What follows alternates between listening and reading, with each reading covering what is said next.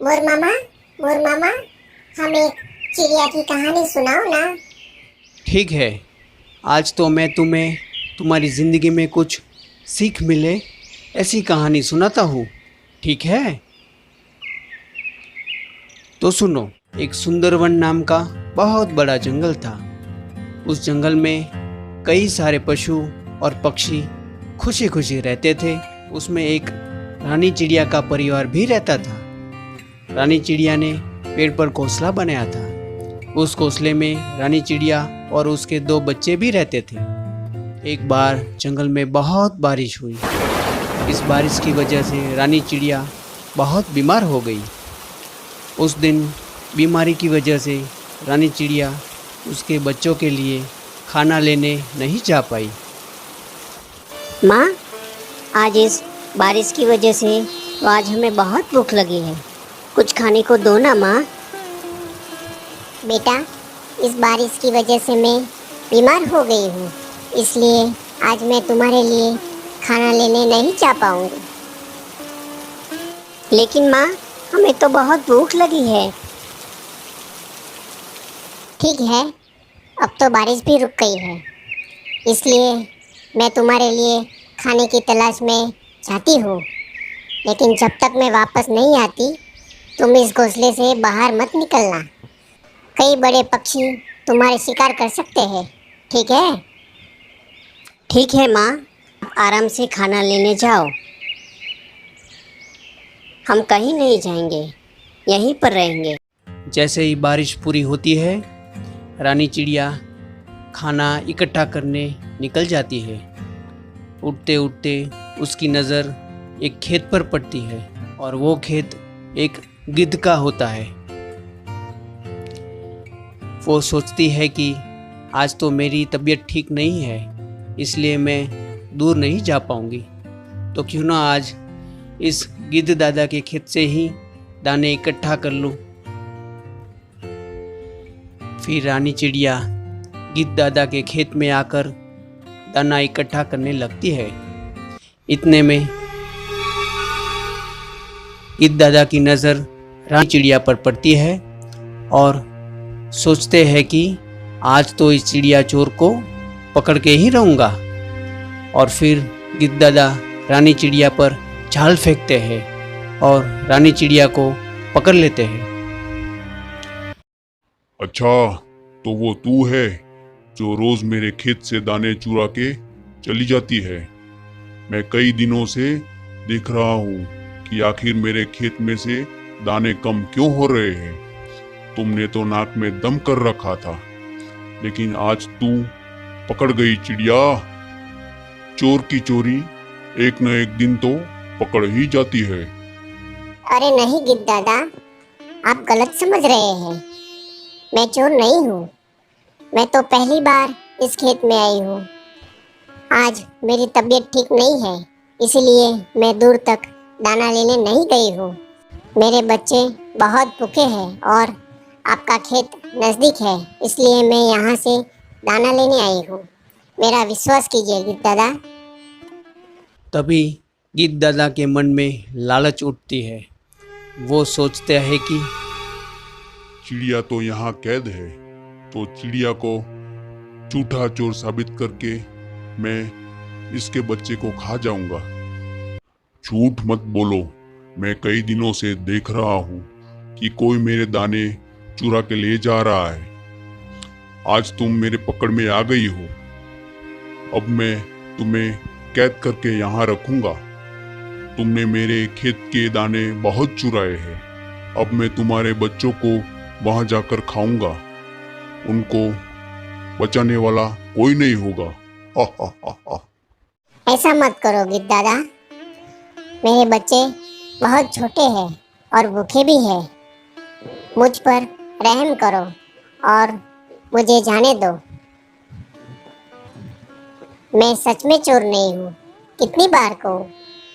सुना है तेरे बच्चे बहुत छोटे हैं और अकेले भी हैं। अरे, आज तो मजा आएगा। आज तो मैं तेरे स्वादिष्ट बच्चों को खा जाऊंगा और बाद में तुझे भी खा जाऊंगा। आज तो दो दो दावत मिलने वाले हैं। दुष्ट गिद्ध, तुमने जो मेरे साथ किया वो मैं कभी नहीं भूलूंगी। भगवान तुम्हें कभी माफ नहीं करेंगे। भगवान के यहाँ देर है, अंधेर नहीं। आज नहीं तो कल इसका परिणाम तुझे भुगतना ही होगा। ये बात बाज राजा सुन लेते हैं और उड़ते हुए रानी चिड़िया के पास पहुंच जाते हैं। अरे रानी चिड़िया, तुम यहाँ क्या कर रही हो और यहाँ कैद कैसे हो गई? क्या तुम्हें तुम्हारे बच्चों के पास नहीं जाना है? वो तुम्हारी राह देख रहे हैं और बहुत भूखे भी है। मैं तुम्हारे बच्चों को अभी मिलकर ही आया हूँ। उन्होंने तो मुझे बताया कि तुम उत्तर दिशा में उनके लिए खाना लेने गई हो। आखिर हुआ क्या, जरा बताओगी मुझे? मैं यहाँ मेरे भूखे बच्चों के लिए दाना लेने आई थी और इस गिद्ध दादा ने मुझे कैद कर लिया। वो बोलते हैं कि मैं चोर हूँ और सारे दाने मैंने चुराए हैं, लेकिन मैं तो यहाँ पहली बार आई हूँ। ठीक है, तुम चिंता मत करो रानी चिड़िया। मैं जानता हूँ तुम कितनी अच्छी हो। तुम कभी चोरी नहीं कर सकती। जब भी जंगल में कोई पशु या पक्षी मुसीबत में होते हैं तो तुम हमेशा उनकी मदद करती हो। मैं अभी इस गिद्ध दादा की अकल ठिकाने लगाता हूँ। बाज राजा गुस्सा होकर गिद्ध दादा के पास जाते हैं और कहते हैं, ओए गिद्ध, मेरी बात ध्यान से सुन। इस रानी चिड़िया को छोड़ दे। वो निर्दोष है। वो कभी चोरी नहीं कर सकती। उसके बच्चे भूखे थे और वो बीमार है, इसलिए वो दूर ना जा सकी। और तुम्हारे खेत नज़दीक है, इसलिए तुम्हारे खेत में दाना लेने आ गई। मैं पक्षियों का राजा हूँ और पक्षियों का राजा होने के नाते मैं तुम्हें ऑर्डर देता हूँ कि तुम इस रानी चिड़िया को छोड़ दो। अरे, तुम होगे पक्षियों के राजा, लेकिन तुम्हारे ऑर्डर मुझ पर नहीं चलने वाला। मैं तुम्हारा कोई कानून नहीं मानता। अब चले जाओ यहाँ से और हमारे बीच मत आओ, क्योंकि मैं इस चिड़िया को छोड़ने वाला नहीं हूं। देखो गिद्ध, यदि रानी चिड़िया ने तुम्हारे खेत से दाने लिए हैं तो उसके बदले में मैं तुम्हें दुगने दाने दूंगा, लेकिन तुम रानी चिड़िया को छोड़ दो। तुम्हें यदि दाने कम पड़ रहे हो तो मैं तुम्हें पूरा खेत दे दूंगा। नहीं, मुझे खेत नहीं चाहिए और मैं इस चिड़िया को नहीं छोड़ूंगा। ओए गिद्ध, तुझे मैं प्यार से समझाता हूँ, इसलिए मेरी बात मान ले, वरना इसका नतीजा बहुत बुरा होगा। तुझे मैं एक घर और सोने के सिक्के भी दूंगा, इसलिए इस रानी चिड़िया को छोड़ दे। नहीं, तुम यहाँ से चले जाओ। मैं चिड़िया को नहीं छोड़ूंगा। मैंने तुम्हें खेत दिया, दाने दिए, घर दिया और सोने के सिक्के भी दिए, लेकिन तुम मानने को तैयार नहीं हो, तो अब तुम्हारी पिटाई होगी।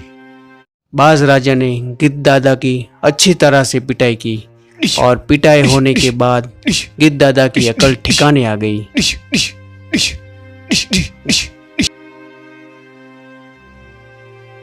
अरे बाज राजा, मुझे माफ कर दो, मुझसे गलती हो गई। मैं रानी चिड़िया को अभी छोड़ देता हूँ। मैं कभी किसी को तंग नहीं करूंगा। मैं मेरा खेत छोड़कर चला जाऊंगा, इस जंगल को भी छोड़ दूंगा और कभी वापस नहीं आऊंगा, लेकिन मुझे माफ कर दो। ये सुनकर रानी चिड़िया और बाज राजा बहुत खुश होते हैं। बाज राजा, तुम्हारा बहुत बहुत शुक्रिया। तुमने मुझे आज इस दुष्ट गिद्ध से बचाया। तुम्हारी वजह से आज मेरे बच्चे भूखे नहीं रहेंगे। रानी चिड़िया, इसमें शुक्रिया की क्या बात है? ये तो मेरा फर्ज है कि एक राजा होने के नाते किसी भी पक्षी के साथ अन्याय होता है तो मैं हमेशा उसकी मदद करता हूँ। अब तुम्हें जितने दाने चाहिए उतने ले लो और अपने भूखे बच्चे को खिलाओ। अब तुम्हें परेशान होने की कोई जरूरत नहीं है। तुम अब तुम्हारे तबीयत का ख्याल रखो। इस कहानी से हमें ये सीख मिलती है कि हमें कभी भी कोई कमज़ोर के साथ दुष्ट व्यवहार नहीं करना चाहिए, बल्कि हमेशा बाज राजा की तरह दूसरों की मदद करनी चाहिए।